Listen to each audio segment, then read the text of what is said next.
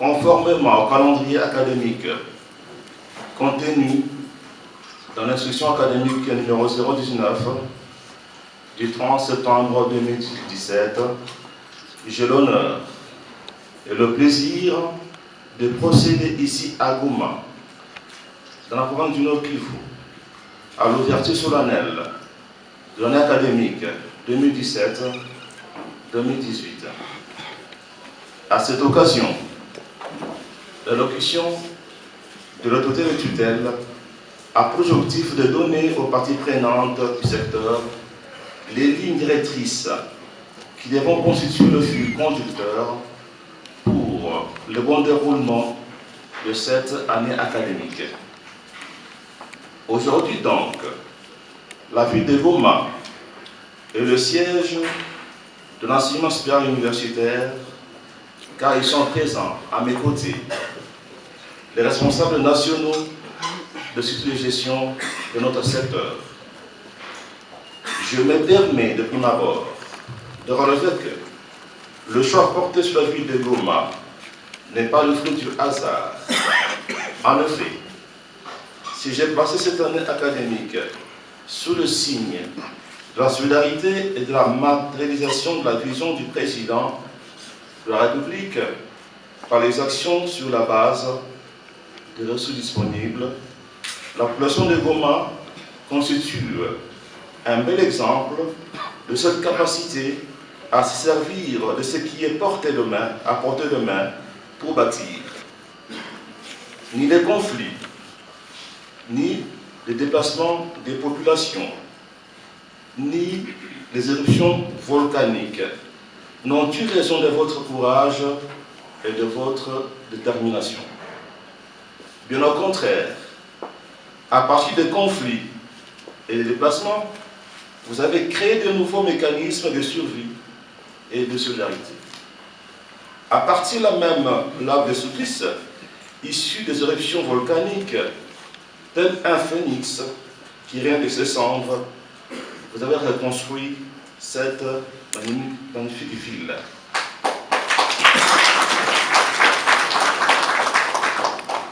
C'est cet esprit qui doit inspirer les acteurs de notre secteur pour que le processus de réforme, aujourd'hui incontournable, soit effectif en vue de relever le niveau de la formation et améliorer la qualité de la recherche dans nos établissements.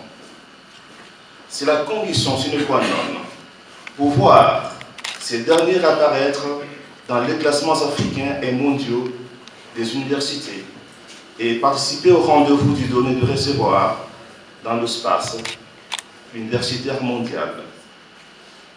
Pour la circonstance de ce jour, mon allocution contiendra 3 points essentiels. Après les remerciements de circonstances, je vais revenir sur la nécessité du dialogue permanent pour la gestion du secteur avant de m'appesantir sur les directives contenues dans l'instruction académique 019 et va permettre le bon déroulement de l'année académique 2017-2018. Cependant, avant d'entrer dans le vif de mon propos, je voudrais rendre un hommage mérité à un digne fils de la province de Nord Kivu, député national, élu de Rutshuru et ministre de l'enseignement supérieur universitaire honoraire. J'ai cité l'honorable Machafo Mamba Léonard, qui nous a quittés la nuit du 24-25 septembre 2017 et que nous avons porté en terre le samedi octobre au courant. En sa mémoire, je vous prie de garder une minute de silence.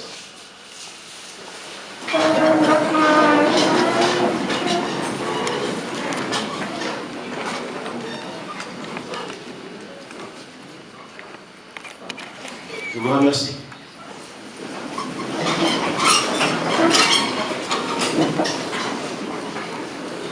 Monsieur le gouverneur, mesdames et messieurs, comme annoncé Au titre des remerciements, c'est d'abord à Son Excellence, Monsieur le Président de la République, chef de l'État, grand chancelier des universités supérieures de notre pays, que je témoigne ma profonde gratitude pour les efforts inlassables qu'il fournit pour consolider la paix et la souveraineté nationale. C'est notamment grâce à ces efforts que nous avons l'occasion de procéder à cette belle cérémonie d'ouverture de l'année académique à Goma, dans le Nord Kivu. Ensuite, je remercie le gouvernement de la République, dirigé par Son Excellence, Monsieur le Premier ministre, chef du gouvernement, pour l'appui apporté à notre secteur dans le cadre de l'action gouvernementale. C'est notamment grâce à cette action que, face à la grève observée pendant près de 2 mois par des professeurs dans tel établissement, le ministre de tutelle a obtenu que des négociations soient organisées avec les associations des professeurs, du corps scientifique et du personnel administratif. Ils ont abouti à la signature d'un protocole d'accord le vendredi 13 octobre dernier, permettant ainsi la normalisation de la situation dans notre secteur sur toute l'étendue de la République. C'est donc, nous pouvons tous nous en féliciter. Fort de cet accord, j'invite les uns les autres à tenir fermement l'engagement d'entrer et dépasser l'année académique 2017-2018 dans un climat apaisé. Pour cette année académique que nous ouvrons à Goma, nous avons bénéficié de l'hospitalité des autorités et de la population du Nord Kivu. C'est pour cela que je tiens à exprimer toute ma gratitude à Monsieur le gouverneur de province, aux autorités politiques administratives de la province, à la communauté de l'enseignement supérieur et universitaire provincial, ainsi qu'à toute la population de Goma pour l'accueil chaleureux qui a été réservé à moi et à la délégation qui m'accompagne. Ainsi, chers Gomatraciens et Gomatraciennes, ma délégation et moi-même, nous vous remercions sincèrement.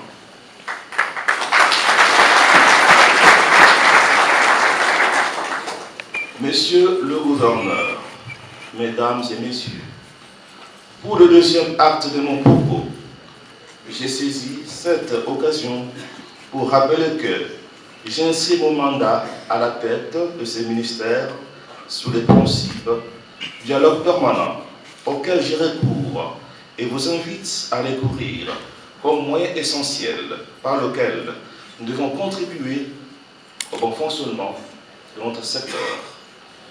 À cet effet, comme d'aucuns l'ont déjà constaté, non seulement la porte de mon bureau est grandement ouverte à tous, mais, dans la mesure du possible, l'autorité des tutelles descend sur le terrain pour palper du doigt les réalités vécues au sein des établissements de l'enseignement supérieur et universitaire. Soyez donc certains que j'ai une oreille attentive pour chacune des composantes et des personnes œuvrant dans notre secteur, parce que je crois fermement que chacun peut et doit apporter sa pierre à la consolidation de l'édifice qu'est l'enseignement supérieur et universel congolais.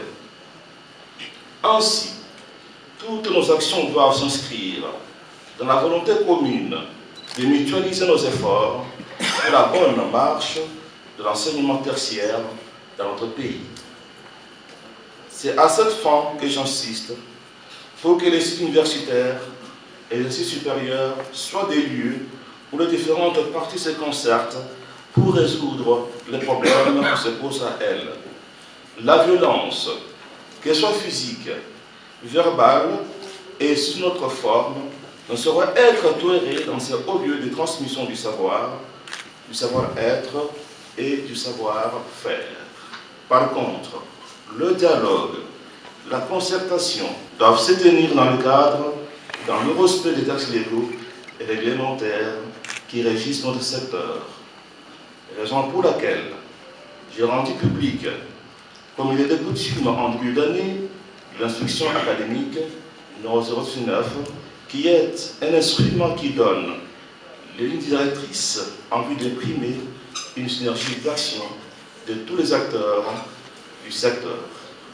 Elle est notre boussole. J'ai donc instruit les chefs d'établissement de la lire, la vulgariser, l'appliquer et la faire appliquer dans la perspective de sa préservation de la paix sociale dans l'établissement durant toute cette année académique. Monsieur le gouverneur, mesdames et messieurs, le 7 octobre dernier, lors de la présentation de l'instruction académique précitée, j'ai porté à la connaissance de la communauté de l'enseignement supérieur universitaire de notre pays les orientations de la tutelle en ce qui concerne la vie académique, l'évolution de la recherche, la gestion administrative, patrimoniale, financière, ainsi que la promotion des activités culturelles.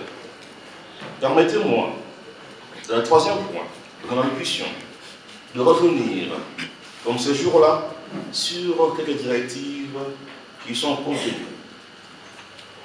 De prime abord, j'y rappelle la nécessité pour tout l'établissement de s'engager dans l'assurance qualité en créant ou en réunissant les cellules d'assurance qualité au sein des établissements et en les dotant de moyens de fonctionnement.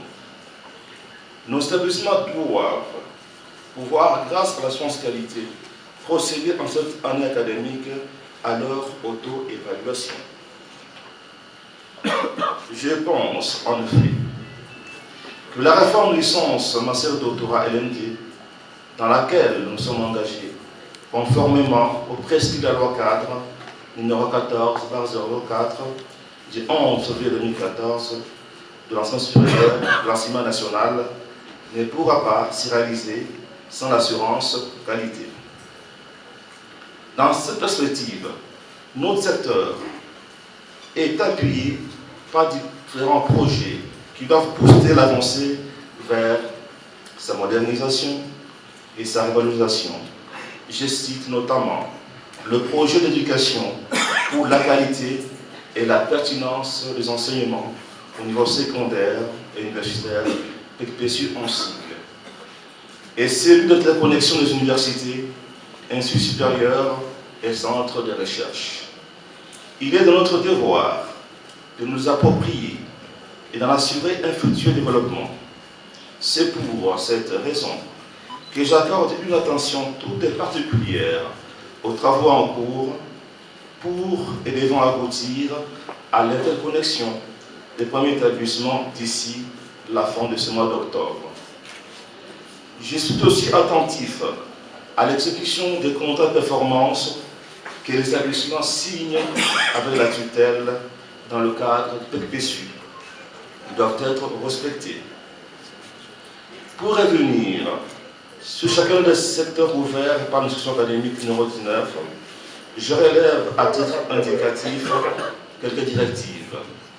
D'abord, au chapitre académique et de la recherche, il convient de relever ce qui suit.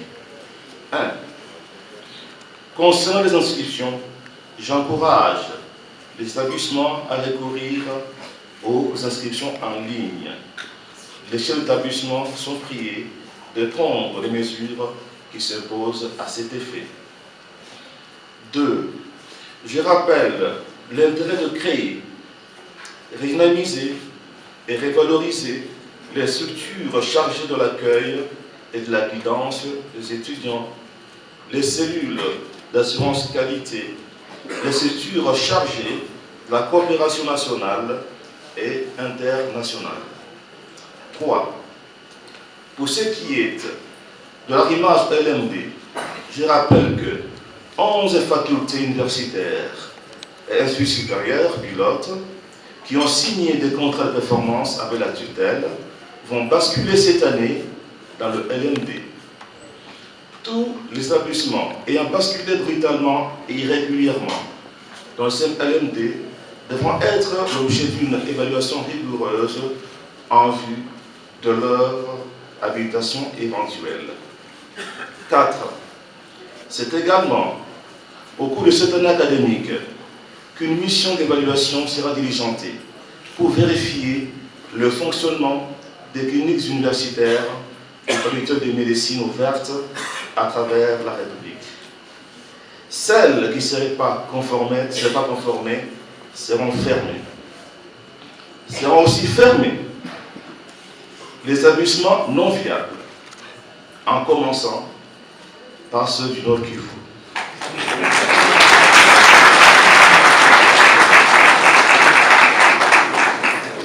C'est pourquoi, profitant de ma présence ici, je vais personnellement faire le contrôle de viabilité en vue de fermer les non viables, mais aussi de faire partir les étudiants académiques non performants, n'en déplaise aux influences politiques.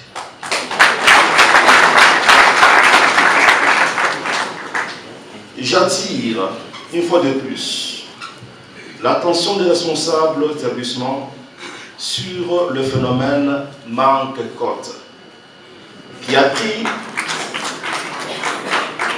pris des proportions inquiétantes et qui est à la base de grand nombre d'antivaleurs. Cette instruction donne des directives fermes à ces sujets. 6. Les notes de cours et autres documents polycopiés doivent être élaborés et mis à la disposition des étudiants selon les instructions de la tutelle. Un effort doit être fourni pour que ces documents soient disponibles en ligne. Les chefs d'établissement sont instruits d'y veiller. 7. Les établissements sont invités à utiliser les fonds destinés à la bibliothèque pour procéder à la mise à jour de leurs ouvrages et pour faciliter l'accès aux bibliothèques en ligne. Dès que l'accès aux bibliothèques en ligne sera effectif, il sera mis fin à la vente des syllabus. 8. Au cours de cette année académique, j'invite les établissements à approfondir la question relative à la constitution des écoles doctorales pour nous permettre de travailler à la formation d'une relève effectivement quantitative et qualitative. 9. Il est instauré une bourse de solidarité nationale et de l'excellence de l'enseignement supérieur universitaire, BESNE en sigle. En effet, le constat fait est qu'il est extrêmement difficile de trouver sur le marché d'emploi des bons enseignants dans des matières telles que les mathématiques, la physique, la chimie, la biologie, le latin, l'histoire, la géographie et j'en passe. Cet état des choses constitue une préoccupation fondamentale pour notre société qui aspire, selon l'avis du chef de l'État, à devenir une nation émergente à l'horizon 2030. Comment aurons-nous de bons ingénieurs, des architectes, des physiciens, des chimistes, tant qu'il est aujourd'hui difficile d'avoir des enseignants capables de dispenser convenablement ces matières au niveau secondaire? Comment aurons-nous des inventeurs dès lors que les filières scientifiques sont désertées par les étudiants? Si en droit, économie, médecine, communication et autres, les étudiants manquent de place dans une territoire en mathématiques, physique, météorologie, mécanique d'aviation et autres, ce sont des places qui manquent d'étudiants. Pourquoi? Pendant que dans ces filières, les places manquent des étudiants, d'autres jeunes Congolais n'étudient pas faute d'argent. C'est injuste.